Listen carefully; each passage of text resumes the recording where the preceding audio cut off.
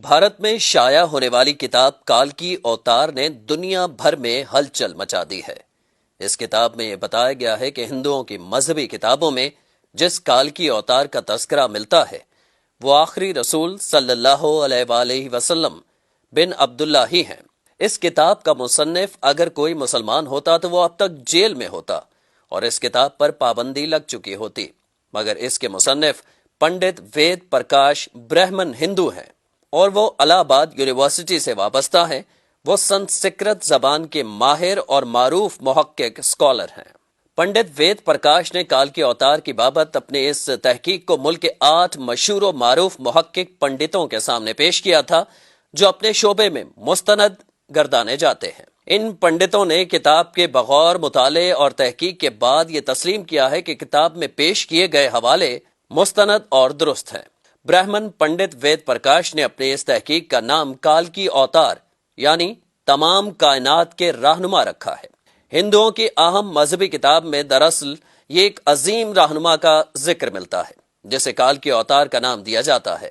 سو پنڈت وید پرکاش گہری تحقیق کے بعد یہ دعویٰ کرتے ہیں کہ اس کال کی اوتار سے مراد حضرت محمد صلی اللہ علیہ وآلہ وسلم ہے جو مکہ میں پیدا ہوئے۔ چنانچہ ان کا کہنا ہے کہ تمام ہندو جہاں کہیں بھی ہوں ان کو اب کسی اور کال کے اوتار کا انتظار کرنے کی ضرورت نہیں ہے، بلکہ اس کے لیے انہیں محض اسلام قبول کرنا ہے اور آخری رسول صلی اللہ علیہ وآلہ وسلم کے نقش قدم پر چلنا ہے جو بہت پہلے اپنے مشن کی تکمیل کے بعد اس دنیا سے تشریف لے جا چکے ہیں۔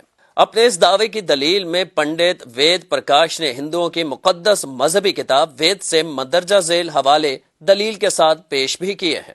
نمبر 1، وید کتاب میں لکھا ہے کہ کال کے اوتار بھگوان کا آخری اوتار ہوگا جو پوری دنیا کو راستہ دکھائے گا۔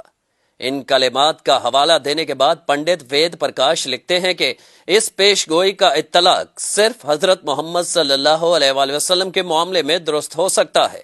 نمبر 2، ویدوں کی پیش گوئی کے مطابق کال کی اوتار ایک جزیرے میں پیدا ہوں گے اور یہ عرب علاقہ ہی ہے جسے جزیرۃ العرب کہا جاتا ہے۔ نمبر 3، مقدس کتاب وید میں لکھا ہے کہ کال کے اوتار کے والد کا نام وشنو بھگت اور والدہ کا نام سومانب ہوگا، جبکہ سنسکرت زبان میں وشنو اللہ کے معنوں میں استعمال ہوتا ہے اور بھگت کے معنی غلام اور بندے کے ہیں۔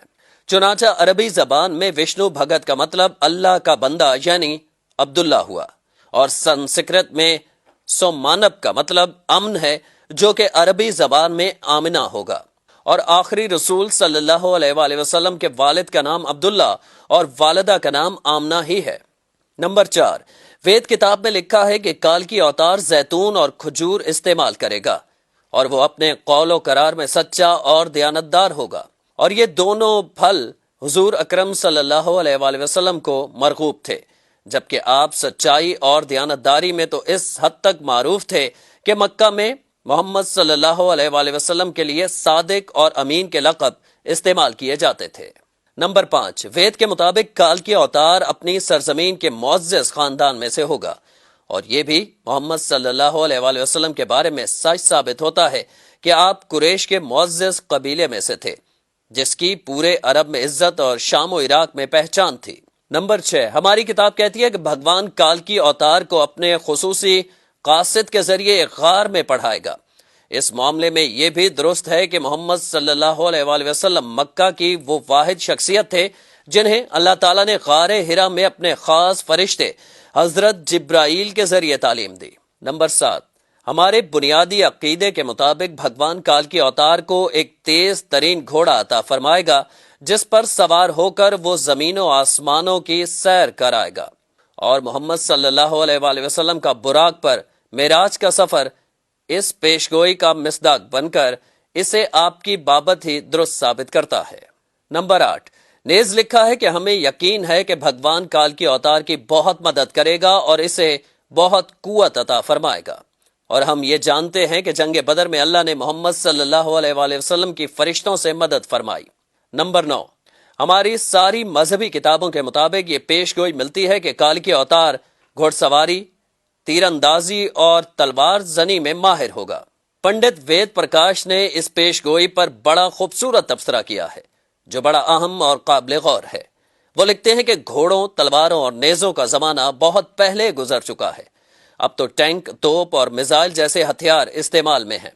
لہٰذا یہ عقل مندی نہیں ہے کہ ہم اس دور جدید میں تلواروں، نیزوں اور برچھیوں سے مسلح کال کے اوتار کا انتظار کرتے رہ جائیں۔ حالانکہ حقیقت یہ ہے کہ مقدس کتابوں میں کال کے اوتار کے واضح اشارے حضور صلی اللہ علیہ وآلہ وسلم کے بارے میں ہیں، جو ان تمام حربی فنون میں کامل مہارت رکھتے تھے۔